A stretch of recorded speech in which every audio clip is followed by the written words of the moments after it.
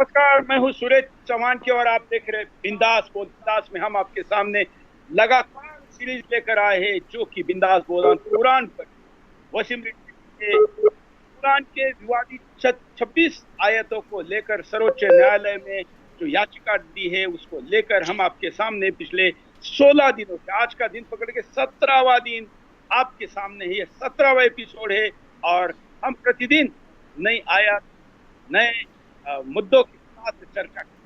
हमने जब ये चर्चा करने का निर्णय किया तब हमने कहा कि ये कानूनी तौर पर मानवता के दृष्टिकोण से, भारत के संविधान के दृष्टिकोण से, आज के आधुनिक युग अर्थात विज्ञान के कसौटी पर ऐसे विभिन्न कसौटियां लगाकर हम बात चर्चा में विभिन्न एक्सपर्ट जुड़ रहे, इस्लाम के जानकार जुड़ रहे।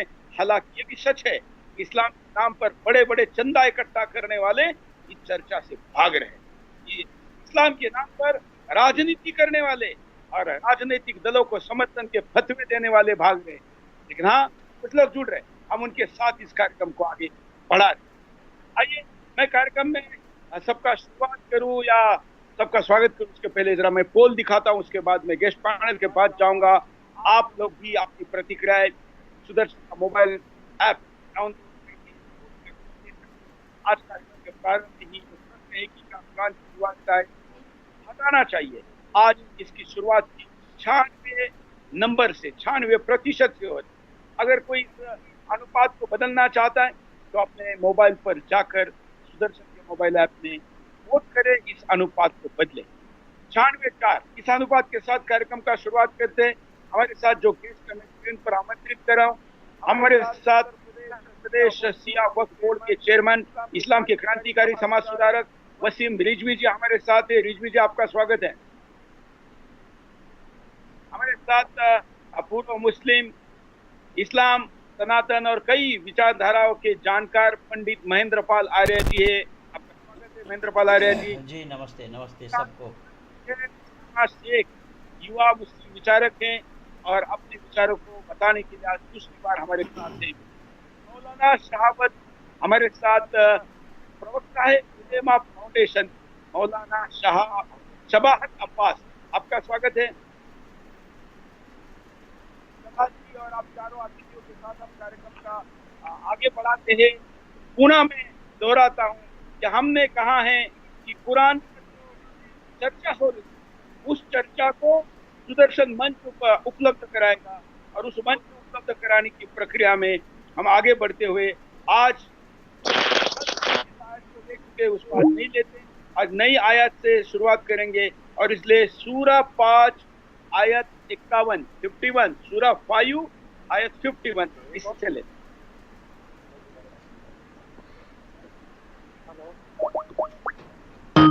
सूरा 5 ईमानदार यहूदियों और नसरानियों को अपना सरपरस्त ना बनाओ, क्योंकि ये लोग तुम्हारे मुखालिफ हैं, मगर वहाँ एक दूसरे के दोस्त। इसमें दिखाना याद तुम में से जिसने उनको अपना बस फिर वो भी उन्हीं लोगों में से हो गया।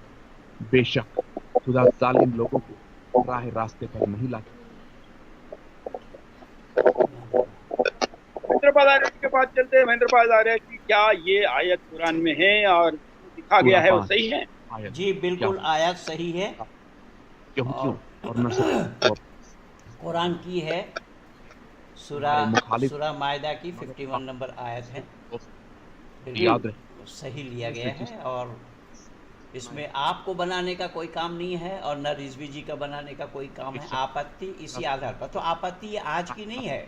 मैं बता रहा हूँ कि आर्य समाज ने 156 वर्ष तक इससे कुरान के ऊपर चर्चा करती हुई आज तक उस किताब पर बैन नहीं लगा और जितने बार बैन लगे हैं वो निरस्त हो गया है।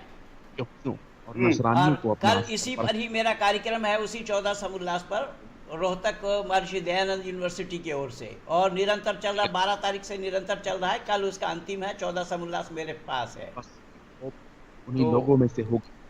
बेशक पुस्तक का नाम क्या है दर्शकों के लिए? जी वो सत्ता प्रकाश का सीरियल चल रहा है, 1 समोल्लास से लेकर के 14 समोल्लास तक। आयत के बारे में बताइए।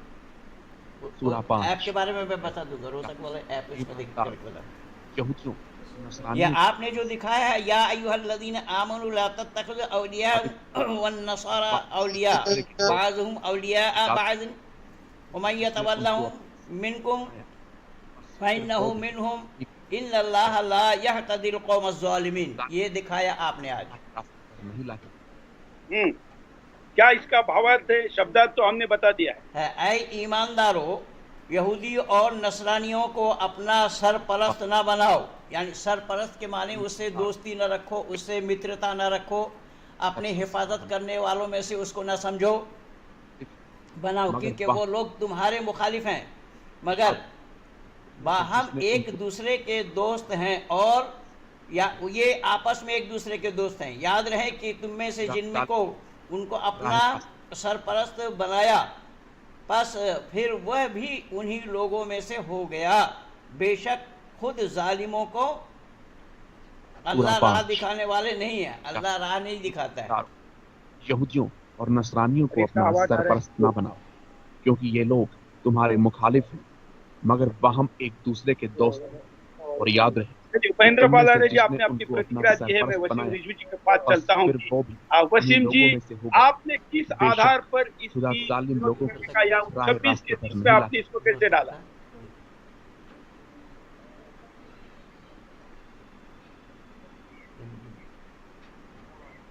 सूरा 5 आयत 51। ए ईमानदारों, यहूदियों और नसरानियों को अपना सरपरस्त ना बनाओ, क्योंकि ये लोग तुम्हारे मुखालिफ हैं, मगर वह एक दूसरे के दोस्त हैं। और याद रहे कि तुम में से जिसने उनको अपना सरपरस्त बनाया, बस फिर सेमिनार वो सेमिनार उन्हीं लोगों में से हो गए। बेशक खुदा जालिम लोगों को राह रास्ते पर नहीं लाता। मुझे खोलना क्या है, कौन सा इस ऐप क्या है, हैं? अच्छा, सूरा 5 आयत 51। ए ईमानदारों, यहूदियों और नसरानियों को अपना हम्म,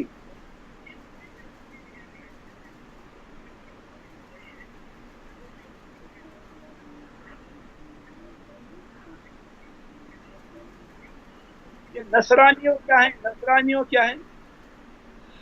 ये उस समय एक संप्रदाय थी, यहूदी और नसरा, और नसरा को नसरानी बहुवचन में है, नसरानी, तो वो दो कौम के लोग थे उन दिनों में।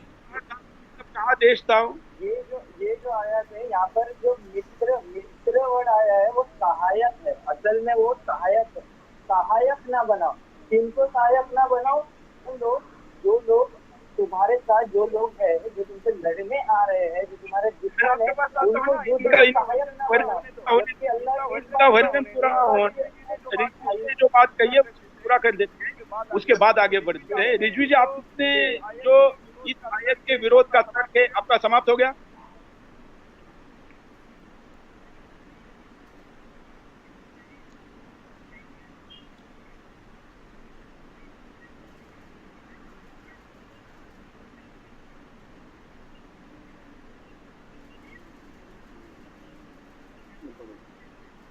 ठीक है, ठीक है। बिल्कुल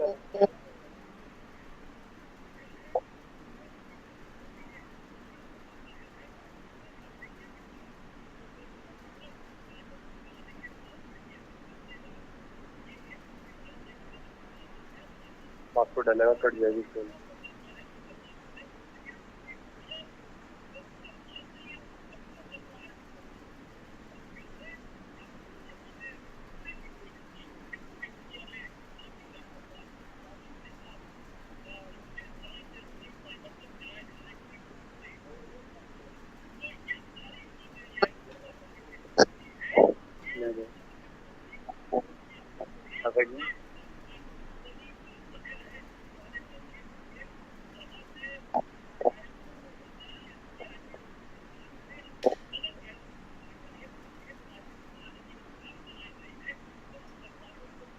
बिल्कुल, रिजवी जी सीधे कुरान को आतंकवाद की किताब कहते हैं, और इस कारण उसका बड़ा विरोध करने वाला भी बड़ा वर्ग है जो कुरान को आतंकवाद की किताब वाला शब्द रिजवी जी आप इतना कठोर शब्द उपयोग में लाते हैं। कुछ लोग कहते हैं कि क्यों?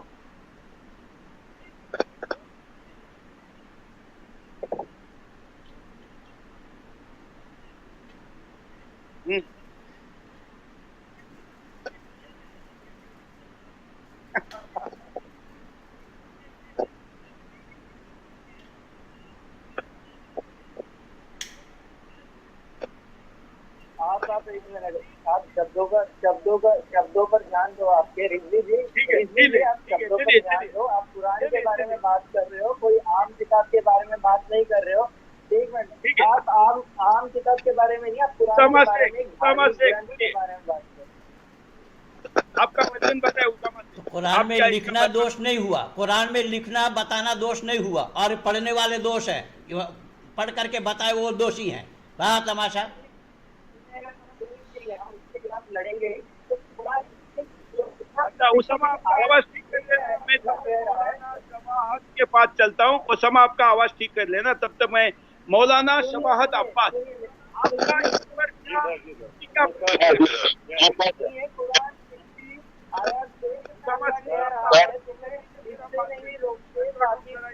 उन लोगों के साथ अच्छा व्यवहार करो और उनके साथ न्याय करो जिन्होंने तुम्हें धर्म के मामले में युद्ध नहीं किया और न तुम्हें तुम्हारे अपने घरों से। मौलाना शबाहत अब्बास, आवाज आ रही है? कहता है अल्लाह तो तुम्हें केवल उन लोगों से मित्रता करने के से रोकता है अगर पंडित जी थोड़ा चुप हो तो बोलूं। ये नहीं, आपका उसामा बोल अल्लाह उनसे रोक रहा है जो हमारे मेरा यकीन है कुरान के ऊपर, कुरान के खास के ऊपर, के ऊपर गले नहीं मिलेंगे और तो कुरान जी आप सुन ले, पहले मेरा सुनिए बोले। मेरा यकीन है कुरान के खास के ऊपर, इसलिए कुरान के लिए सुनिए। अगर रिजवी साहब आप सबसे पहले आप अपने नाम से ये रिजवी हटा दीजिए, इसलिए कि जिनके नाम के ऊपर आपने ये रिजवी लगाया है उन्होंने भी इस कुरान के ऊपर एक नहीं बोला, इस कुरान के बारे में नहीं बोला। बात कर रहे हैं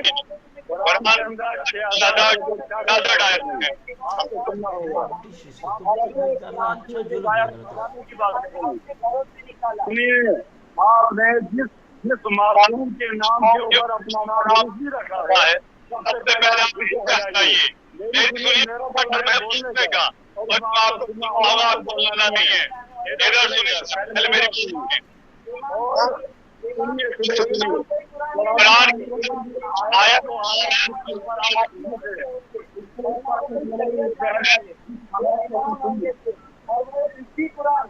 कुरान आज हमारे पास है ना, उसी पर ईमान लाने वाले, उसी पर ईमान लाने वाले।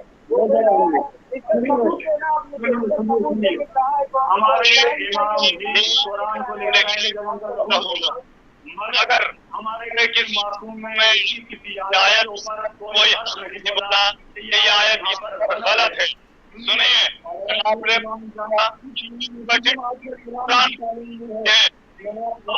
के ऊपर इस आयत को हटाने की बात कर रहे हैं। सुनिए, पहले सुनिए वसीम, आपको मैं बोलूंगा नहीं, वसीम साहब बोलूंगा। सुनिए, मैं सुनिए, आप सुने जो बोला बिल्कुल गलत बोलता है। अब मैं यहाँ कुछ मेरा इस बात की एक आयत के ऊपर ईमान है, यकीन है, और इस आयत के ऊपर जिसकी ये बहस है, जो आप कहना चाहूंगा कि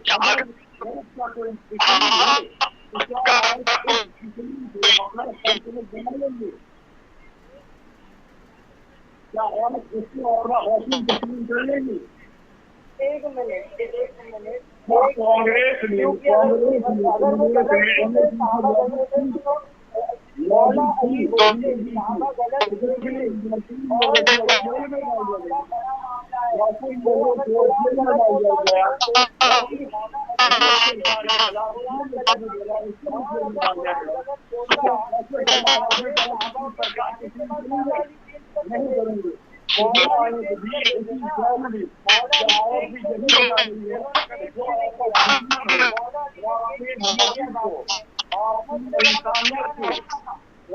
इंसानियत के बारे में बोल रहे हो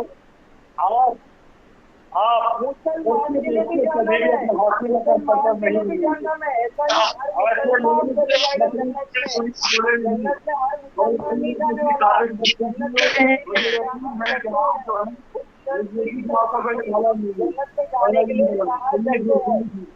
कुरान के जमा बोले जब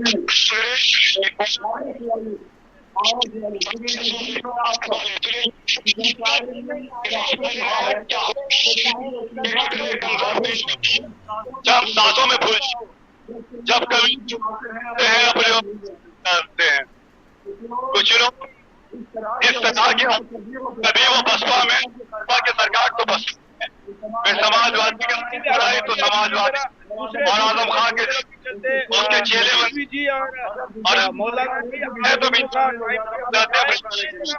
जी को टाइम देना चाहता हूँ।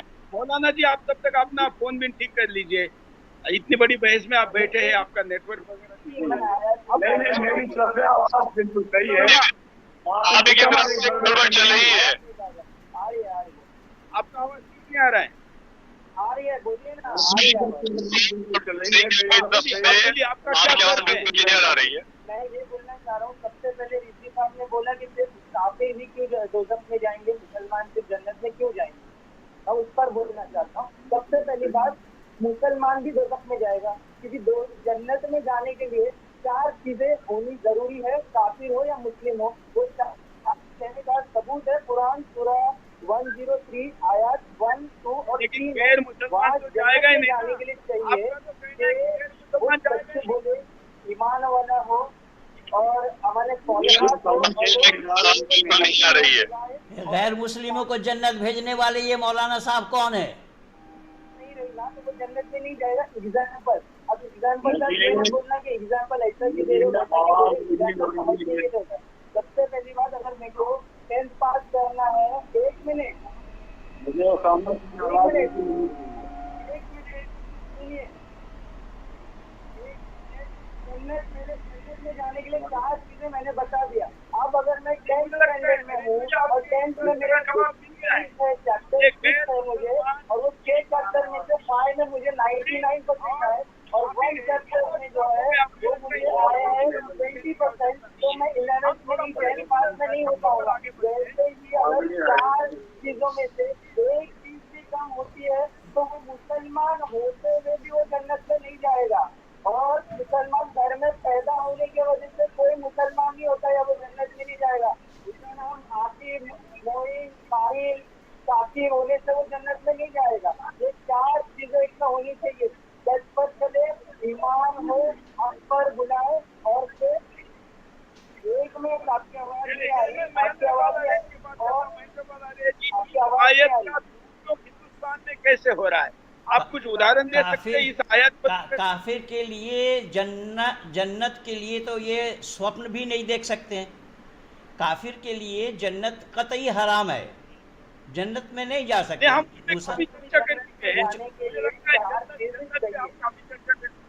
आयत पर सूरा 5 आयत 51, क्योंकि मुझे अगली आयत देनी है। इसमें तो आपने स्पष्ट दिखा दिया, बता दिया है कि वहाँ इसके अतिरिक्त भी बताया, बहुत जगह है। मुसलमानों को चाहिए कि मुशरिकों से, काफिरों से दोस्ती न रखना, हमदर्दी न रखना, दिली और ज़ुबानी दोस्ती न रखे। अगर दिली और ज़ुबानी दोस्ती रखता काफिरों से तो अल्लाह ताला उन मुसलमानों से दोस्ती नहीं रखेंगे। और यहाँ पर वही बात बताई गई है जो आप सूरा मायदा का 51 आयत दिखा रहे। कस्तूरी सूंघता नहीं है, वीडियो दिखा चुका हूँ, इसलिए मैं अभी आपकी अंतिम प्रतिक्रिया लेता हूँ। महेंद्रपाल आर्य जी, इस आयत पर क्या ये आयत हटानी चाहिए? हाँ, बिल्कुल हटानी चाहिए। वहाँ कहाँ भाईचारा कहाँ है? ये लोग तो कहते हैं भाईचारा है, वो भाई को तो चारा बना करके ये बता रहे हैं, भाई को तो चारा बनाया गया है। भाईचारा कहाँ है इस्लाम में? मैं तो बोला इंसानियत भी नहीं है।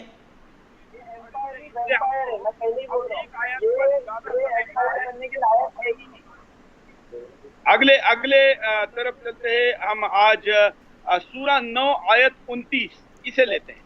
सूरा 9 आयत 29। सूरा 9 आयत 29।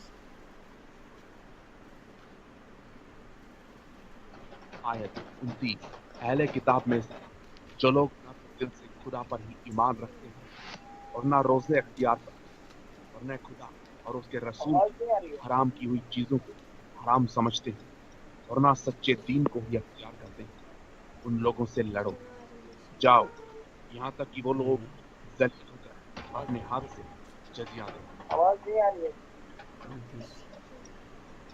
कोई बात नहीं, टेक्स्ट में स्क्रीन पर आ रहा था। मैं महेंद्र पदारिया जी के पास चलता हूं। महेंद्र पदारिया जी, क्या ये कुरान में है? कुरान में ये है, अल्लाह ताला जिक्र फरमा रहे हैं, क़ातिलुल लज़ीना ला युमिनून बिल्लाहि वला बिल यौमिल आखिर वला युहर्रिमून मा हर्रमल्लाहु व रसूलुहु वला यदीनून दीनल हक़्क़ मिनल लज़ीना ऊतुल किताब हत्ता यूतिल ख़िज़्यता अन यदीहि व हुम साग़िरून। ये अल्लाह ने जिक्र फरमाया है कि अहले किताब में से जो लोग ना तो दिल से खुदा ही पर ईमान रखते हैं और ना तो रोज़े आखिरत पर ईमान रखते हैं, ना खुदा और उसके रसूल की हराम की हुई चीज़ को हराम समझते हैं और ना तो सच्ची दीन को इख्तियार करते हैं, वो लोगों से लड़े जाओ यहाँ तक कि वो लोग जलील होकर अपने हाथ से जजिया दें। जब तक कि वो जजिया टैक्स न दे उस समय तक लड़े जाओ, और अपने हाथ से देने के लिए कहा है।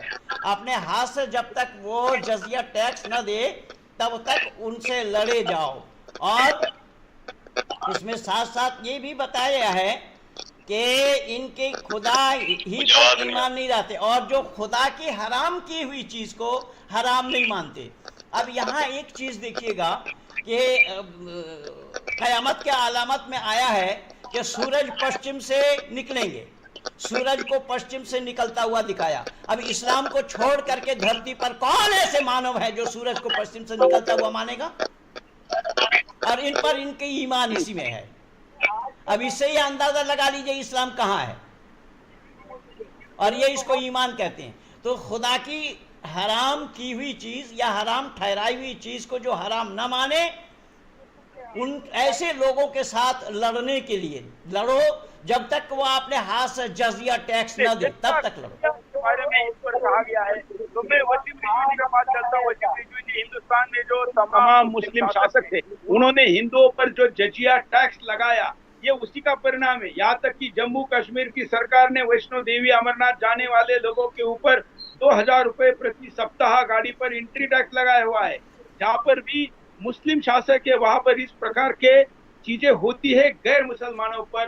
क्या ये होती है? नहीं होती, आई है 100%, होती आई है 100%।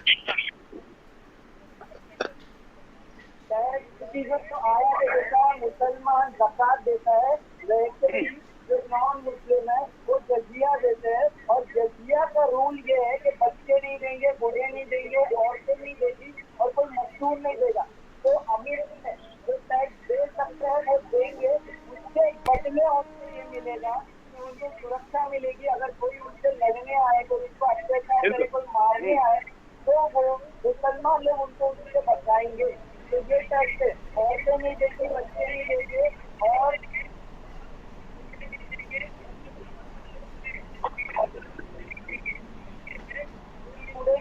मुसलमान ज़कात देता है। जैसे आप तफसीर पढ़ो ना, तफसीर क्यों नहीं पढ़ते?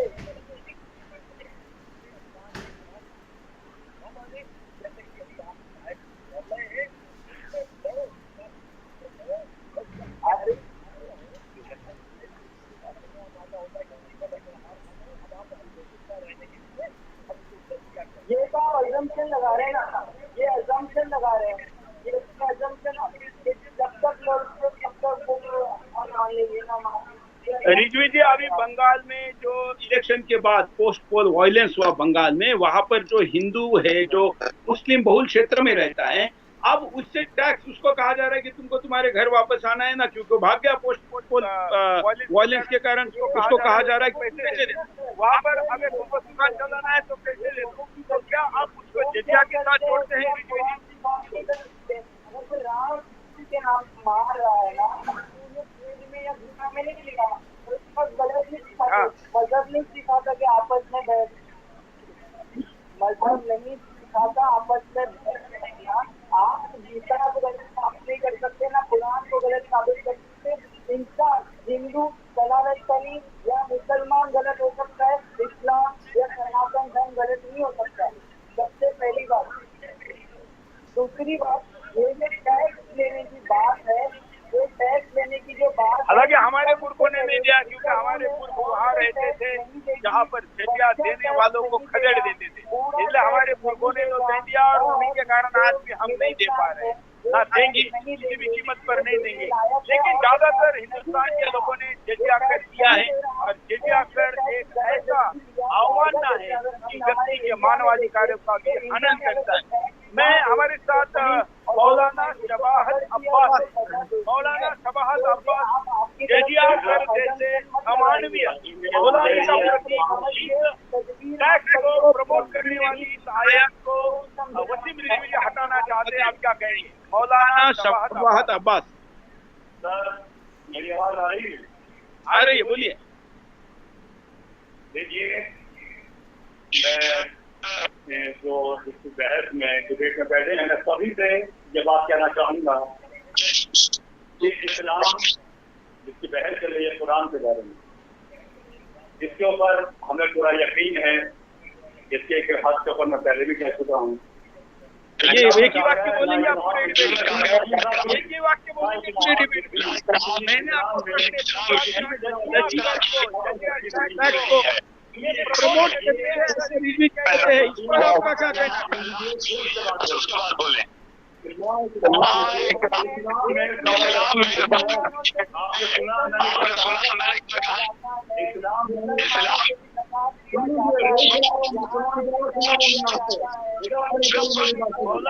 मौलाना नहीं लगते, आपके पास कोई धर्म का इल्म का कोई जानकारी नहीं है। आप धर्म की बात करो ना, आपके मजहब की बात करो।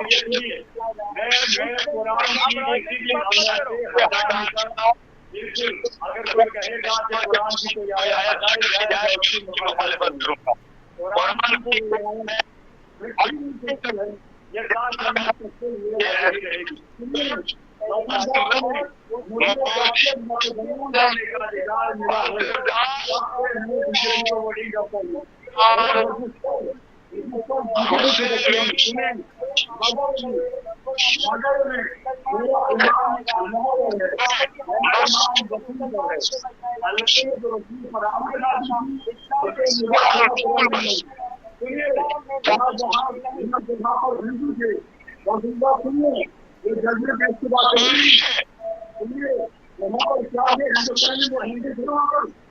नहीं थे यहाँ पर बाहर का माहौल तो वहाँ के मुहरों के हिसाब से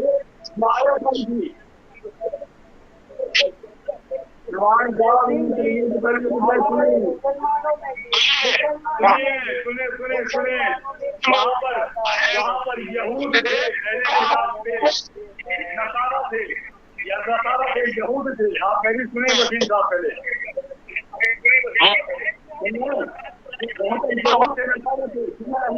हो गया है।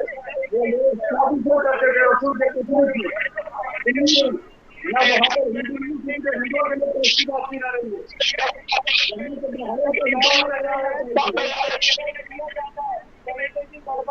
अरे मशीन चलाइए,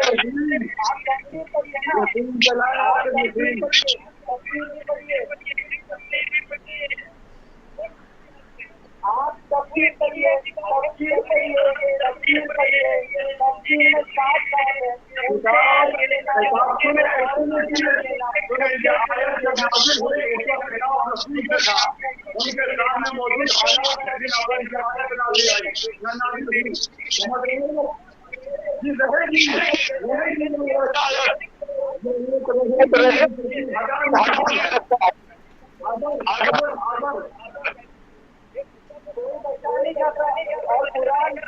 आप कुरान कोई भी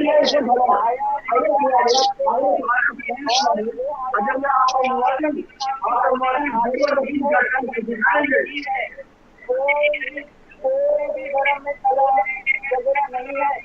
झगड़ा नहीं है।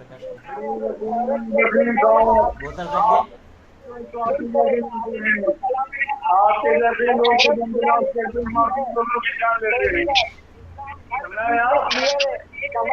आप जैसे ही लोग आतंकवादी बनते हैं।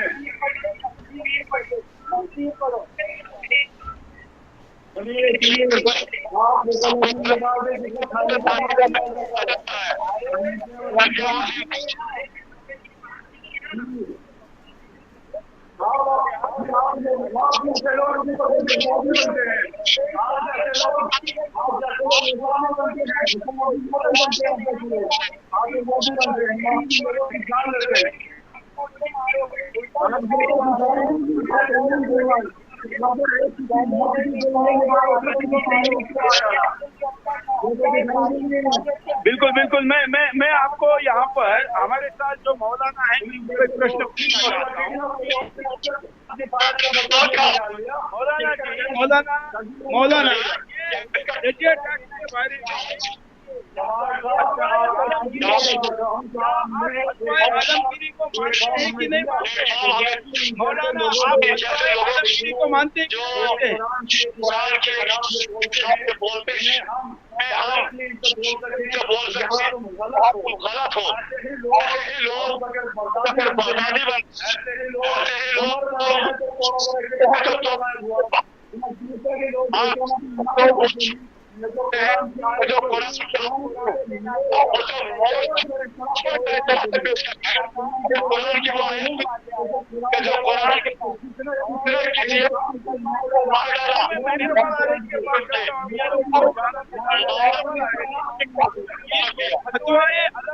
आलमगीरी जो है इसमें जजिया के बारे में पूरी जानकारी दी गई है, इसके बारे में आप कुछ बताएंगे? फतवाए आलमगीरी। महेंद्रपाल आर्य जी जी पूछिए दोबारा।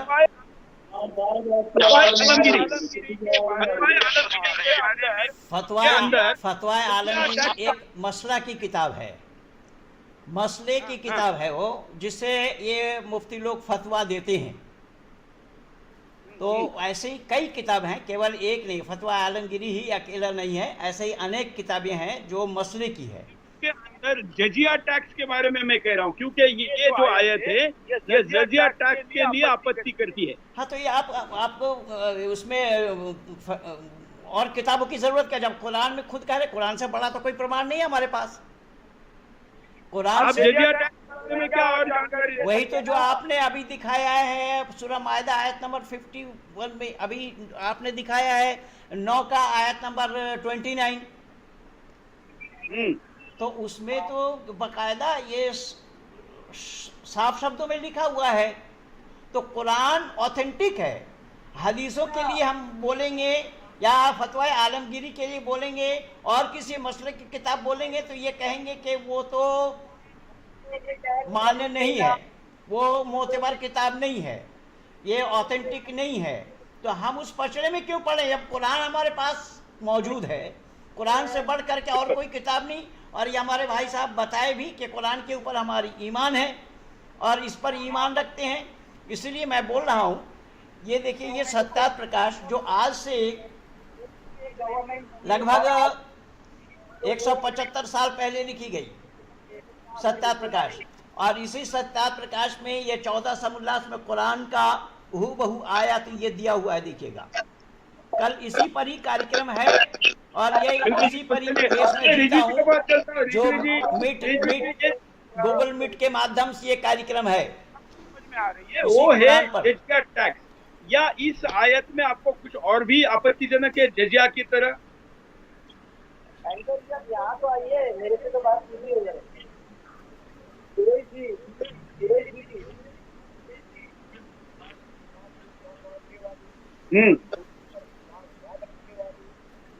जैसे मुसलमानों से भी लिया जाता है,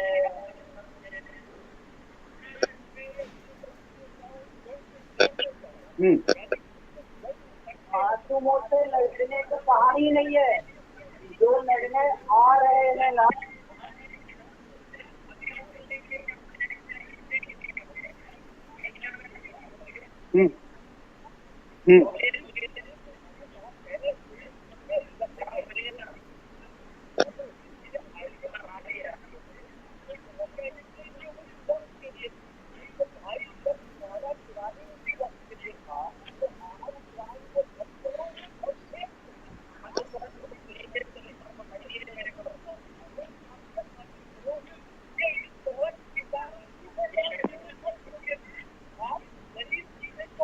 सुनिए, आप ये बताएं, आपको पढ़ा है क्या मुसलमानों की टैक्स या नहीं?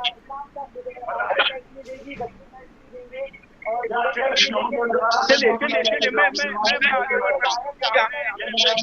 थोड़ा कार्यक्रम को गति देनी है, तो मैं अपनी तरफ से अपनी बात करूँगा, क्योंकि जब हम लोकतंत्र की बात करते हैं और लोकतंत्र के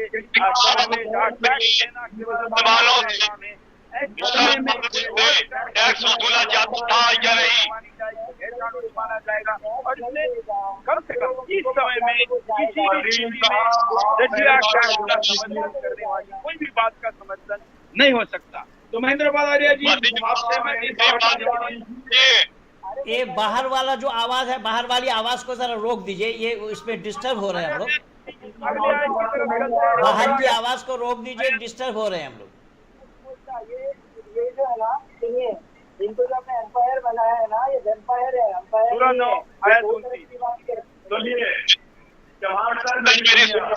मैं इस जगह पर कुछ कहना चाहता हूँ, सुनिए। सूरा नूह आयत 29, अहले किताब में जो लोग न आवाज आ रही है? और न रोज़े अख्तियार करते और न खुदा और उसके रसूल हराम की हुई चीजों को हराम समझते और ना सच्चे दीन को ही अख्तियार करते।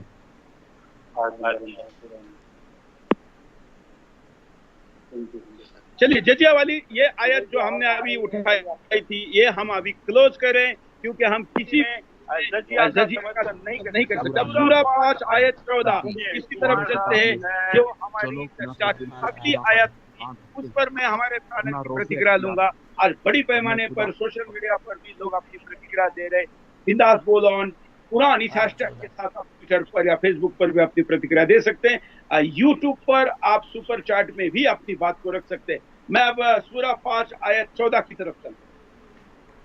वमिनल्लज़ीना क़ालू इन्ना नसरा अख़ज़ना मीसाक़हुम फनसू हज़्ज़ा मिम्मा ज़ुकिरू बिही, ईमान का अहद और पैमान लिया, मगर जब जिन जिन बातों की उन्हें नसीहत की गई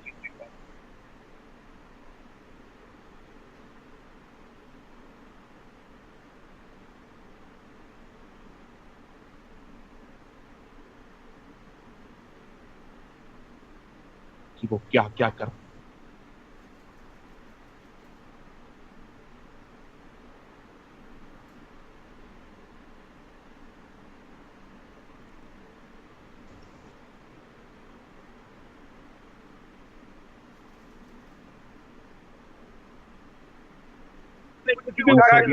ईमान का अहद और पैमान लिया। इसमें विचार किया जाए तो ये सब उस काल की बातें हैं, और वो जो कौम के लोग थे यहूदी और नसरा, उन्हीं लोगों के लिए है। आज के दिन में तो ये लागू कतई नहीं होना चाहिए। जो भाई रिजवी साहब ने सवाल उठाया है वो 100% सही है कि आज के दिनों में ये लागू होना संभव नहीं है, और ना ये उचित है, मानवता के दायरे में भी नहीं आ रहा है। तो जब आज ये बातें लागू नहीं है, यहाँ यहूदी और नसरा वहाँ उस काल में थे और लड़ाई उस काल में हुई, आज लड़ाई नहीं है, आज भी इसको ढोया जा रहा है, और इस पे ये सब ISI अमल कर रहे हैं। इसी बात पर वो ISI वाले क्या कर रहे हैं, वो इन्हीं बातों पर ही तो अमल कर रहे हैं ना। अच्छा, केवल इतना ही नहीं, ये कुरान में तो अल्लाह ने मुसलमानों को, अगर पड़ोसी कोई मर गया गैर मुस्लिम, उसके जनाजे में भी जाने तक मना किया कि उनके बच्चे के रोने पीटने की आवाज से तुम मुतासिर ना हो जाओ, उसके ऊपर रहम करने न लगो, वो पड़ोसी के जनाजे में भी मत जाना। अब इससे अंदाजा लगाइए कि भाईचारा कहाँ है इनके पास। हम उस आयत को आगे ले लेंगे। महेंद्र कपाल आ रहे थे, हम सूरा 5 आयत 14, सूरा 5 आयत 14, तो आपने कहा उस आयत पे हम बाद में आएंगे, केवल सूरा 5 आयत 14 पर अभी बात करें। हाँ, उसी पर ही तो मैं बोला, अभी उसको पढ़ के दिया। और जो लोग कहते हैं कि हम नसरानी हैं, उनसे भी हमने ईमान का अहद लिया था, मगर जब जिन जिन बातों की उन्होंने नसीहत की गई थी, उनसे वो एक बड़ा हिस्सा रिसालत भूला बैठे, तो हमने भी उनको सजा में कयामत तक उनमें बाहम अदावत और दुश्मनी। शब्दार्थ हमने बता दिया, अवैध जी शब्दार्थ बता दिया। मेरा कहना है कि आज ये क्या इफेक्ट करती है, तो इसी पर ही तो अमल किया जा रहा है। ये लोग इसी को पढ़ते हैं, इस पे अमल करते हैं ना, जबकि वस्तु स्थिति आज की ये नहीं है, आज की ये बातें नहीं है। वही तो मैं आपसे कह रहा था कि यहाँ तो बाकायदा उन यहूदी और नसरानियों के लिए बोला, तो अब यहूदी तो हैं इजराइल में, लेकिन वो क्या है, क्या हो रहा है, वो तो सब दुनिया देख रही है। लेकिन ये कुरान तो सब जगह लागू हो रहा है ना, कुरान तो सब जगह है। कहना है कि ये मतलब मैं वकील से भी साथ में बात कर रहा हूँ, तो वकील का भी कहना है कि हिंसा को बढ़ावा देती है। हाँ बिल्कुल सही कहा के बारे में हाँ बिल्कुल रिजवी तो सही कह रहे हैं, हिंसा को बढ़ावा देता है। ये तो बिल्कुल, ये तो शुरू से ही बताया जा रहा है। एक एक आयत को आप देखेंगे, उसके ऊपर चिंतन और मनन करेंगे, विचार करेंगे, मंथन करेंगे, तो यही बात है, हिंसा को बढ़ावा देती है। मानव में मैत्रीय भाव होना चाहिए। हमारे यहाँ उपदेश आया वेद में, मित्र स चक्षुषा सर्वाणि भूतानि समीक्षा महे, अपने नजर से तमाम जीवों को, तमाम प्राणियों को दोस्त के बराबर देखो, मित्र के समान देखो। वसुधैव कुटुंबकम, पूरी वसुधा को अपना कुटुंब समझो। लेकिन यहाँ तो हिंसा बढ़ाने की बात की गई है। अल्लाह ने कोई तस्वीर पढ़िए ना, आप तस्वीर पढ़िए ना, आप तस्वीर आप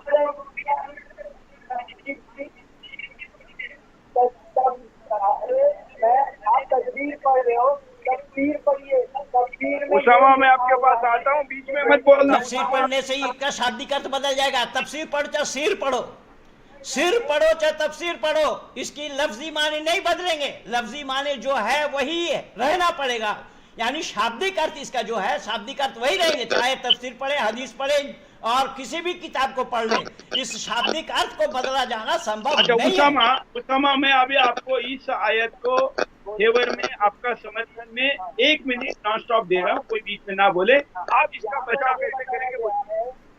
यहाँ पर जो उन्होंने आयत पढ़ी वो सही थी, और दूसरी बात ये, जब हम इसकी तफसीर पढ़ी तो अरबी में आया, जब हम इसकी तफसीर पढ़ते तो समझ में आता है ईसाई और नसारा में जो लड़ाई थी, दोनों में लड़ाई होती, कभी और तो इसमें बढ़कर आपस में मत लड़ना। आयत का भाव ये है, तफसीर मेरे हाथ में है, आप लोग तफसीर में यहाँ से पढ़ के बता रहा हूँ। आप बचाव कर रहे हैं, आप रेफरेंस मत देना, आप बचाव क्या है आपके पास?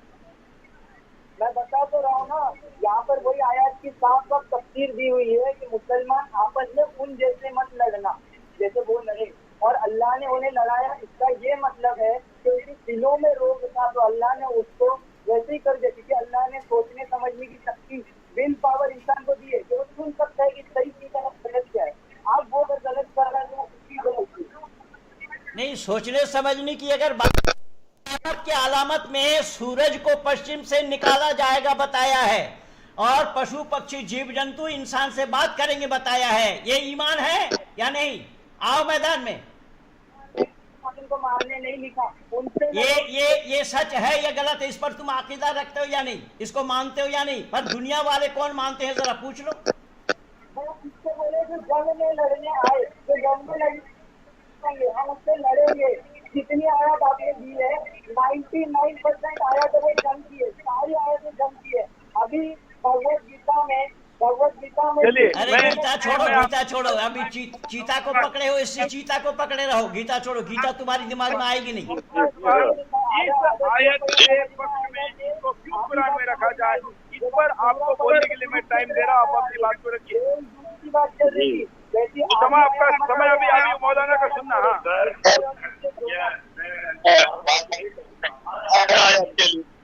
आयत कुरान में रहे और रहा ये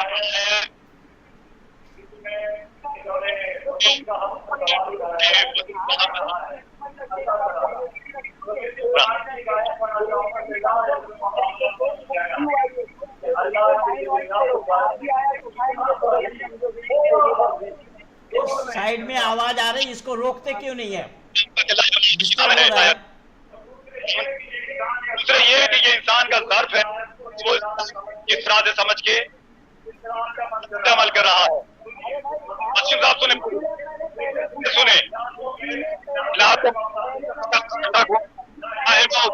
समर्थक हूँ मैं, कुरान पढ़ता हूँ, मेरा यकीन, मेरा ईमान नबी पर है। सुनिए,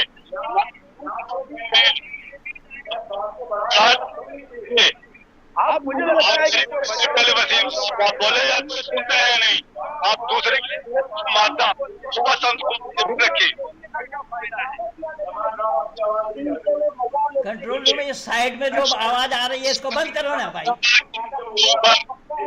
अभी थोड़ा सा नहीं करता, और वसीम कह रहा है कि है वो सब कुछ कर रहा है, अल्लाह बना रहा है, अल्लाह बना रहा है।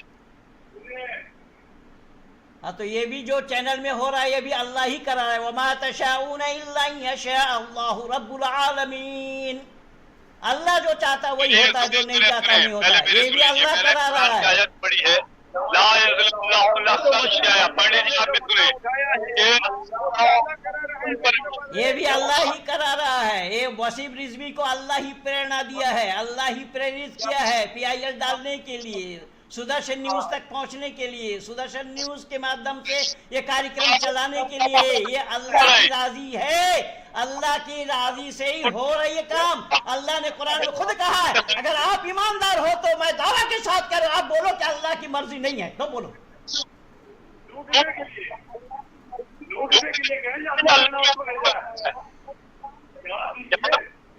मौलाना जी जैसे कि अभी महेंद्र पाल आर्या जी कह रहे हैं कि सब कुछ अल्लाह कराता है, तो फिर वसीम रिजवी जी भी तो अल्लाह ही आप कैसे अल्लाह के फिर अल्लाह को भी तो नियंत्रित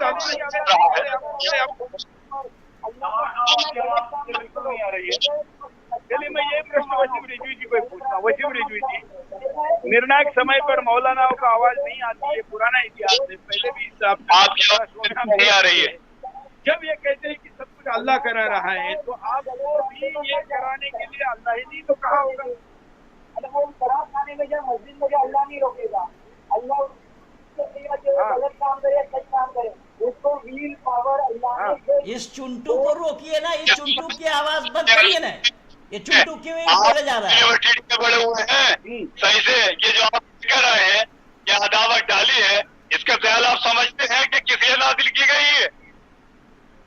सब समझते हैं, उसी समझदारी से ही तो काम हो रही है।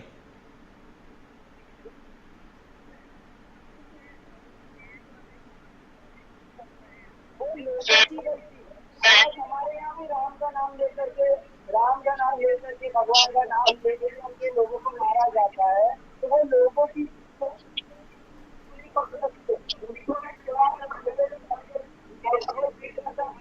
बिल्कुल बिल्कुल। तो इस हिसाब से तो जो कार्यक्रम में पोल करने वाले लोग हैं, जो मुसलमान पोल करे, कम से कम मुसलमान तो अल्लाह के कहने भी करे, इसमें इतना ज्यादा हो रहा है कि आयतें बदल दो। तो चला देख लेते हैं कि कार्यक्रम के आखिर में आज का पोल क्या है। जब पूछा गया कि वसीम रिजवी जी के कुरान से 26 विवादित आयतें हटाने की मांग पर आपका क्या कहना, देखिए आप भी आपके मोबाइल में ये पोल लगातार हम प्रतिदिन दिखाते हैं। 99%, आज भी 99% का ही आंकड़ा आया है। वसीम रिजवी जी, आप तो 98, 99 के नीचे जा ही नहीं रहा है।